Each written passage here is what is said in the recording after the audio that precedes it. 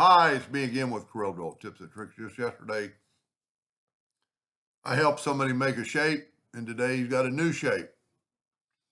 This is a little, I'm not going to say weird, but you start off with a polygon. Four-sided, hold down the control button.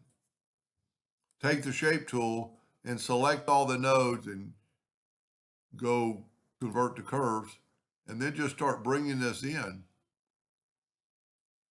And look at that. You've got a shape very similar to that, if that's not a dead on.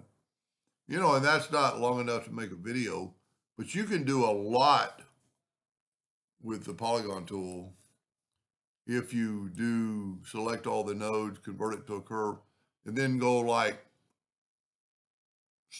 smooth nodes and go in and then twist them.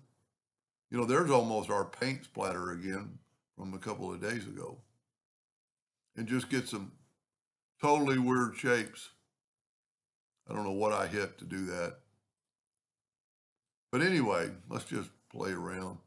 Turn that blue, put that red in the middle, hit P to put them in the center page, take away the outline, and you've got a pretty strange, weird object. But anyway, that's how you draw that shape.